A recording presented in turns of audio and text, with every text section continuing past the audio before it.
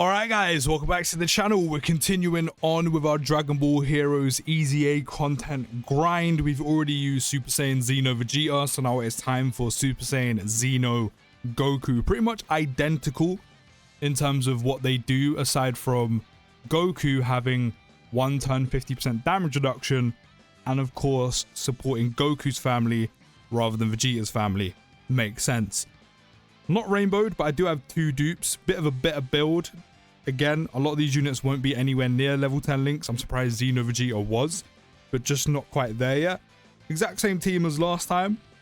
We are immediately supporting that Super Saiyan 3 Goku though, which is quite nice. And again, very good starter turner numbers with 451k attack stat, 258k defense.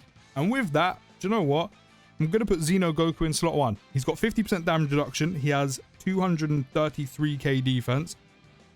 We're going to see how he does. We're going to see how he does. Perfect. Perfect. How much is this 50% damage reduction really doing? Actually, a lot. 280k is actually not bad at all when you consider this man needs to stack to get good, essentially. So I'll take that. 2 stacks up already. Again, just like Jeets, stacking attack and defense by 50% each time. So he will stack up fairly quickly, especially with the built-in additionals. I mean, we have seen it. Also has a 70% chance to stun, which, I mean, we can make use on this phase. Actually, we can't because Goku grants immunity. We won't be able to utilize that too much, aside from like SBR, ESBR. Does start the turn with attack and defense plus 150, gains an additional attack and defense plus 150% when there is another Goku's family or Dragon Ball Heroes category ally on the team, which we do actually have in SJ3 Xeno Goku, but the entire team is literally a Dragon Ball Heroes team, so we're permanently going to have that. Goku's family category allies will gain ki plus 3 and attack and defense plus 50%, and just like Jeets, I'm actually going to let him, no, because it will break up the rotation. I was going to let him stay and stack, but it's fine. But just like Jeets, it's not a lot. It's not very big. That's what she said. I mean, I hope not. But it does have some small usage, maybe even a little bit more than Vegeta, some small usage outside of heroes.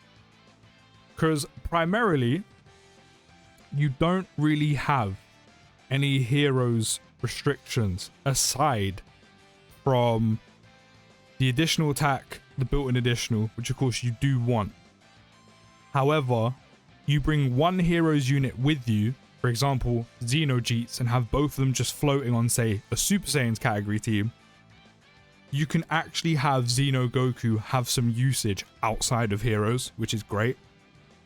He's already up to an 896k attack stat, 467k defense. He's also actually permanently currently supporting SJ3 Xeno Goku, which works out well for him. And then to round out his passive, does gain an additional attack plus 77% when performing a super, launches an additional attack, there's a 50% chance of becoming a super attack if there is another Dragon Ball Heroes category ally attacking in the same turn when attacking, or an extreme class enemy when attacking. Which again, just like Jeets, considering the level of these units, majority of the most difficult content in the game right now is primarily based around superclass enemies, but I don't think these units are good enough to go into there, so naturally you're not going to use them, say, against the Go Freezer. Probably not a beast either. I mean, you could try and risk it. So naturally you will be using them against stream class enemies because that's just kind of their level, you know, red zone enemies. SBR, ESBR, those kind of things. I know there's superclass enemies in SBR and ESBR, but, you know, primarily when you're going to be doing a mission, a stage that does involve primarily extreme class units. So there is that. There is that. But again, we've already seen it with Vegeta. Goku's going to be able to stack up very quickly. So even though there's no extra coverage in his passive, there's no permanent damage reduction, there's no damage reduction build up, there's no guard, there's no dodge, which same thing still applies. And I'll say the exact same thing that I said about Vegeta. If they did have that, even a small amount of damage reduction, even a small amount of dodge, it makes them so much better than they already are, because not only do they support some of the two of the most common characters that get units in this game, but then also, I mean, there's also more units that fall under Goku's family and Vegeta's family, but two of the most common being Goku and Vegeta specifically. They stack up so quickly. Like, we saw Vegeta get to like 1.3 million defense by turn 5. Maybe turn 7, actually. I mean, Goku's already up to 1.2 million on attack stack, 647k defense. No, 646. Yeah, 646. I'm going to do this just because there's no attacks in slot 2 where Goku's going to be.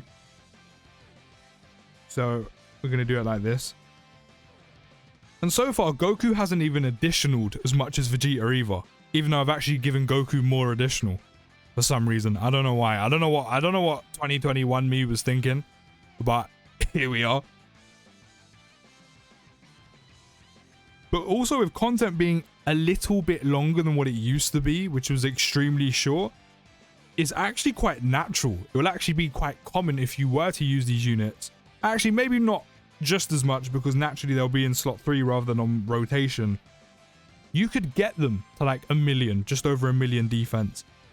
And that would typically happen because most of the fights are ending between turn 7 the earliest, depending on how much damage you do and if you get lucky with crits and additionals, between turn 7 and turn 9, turn 10 at a push.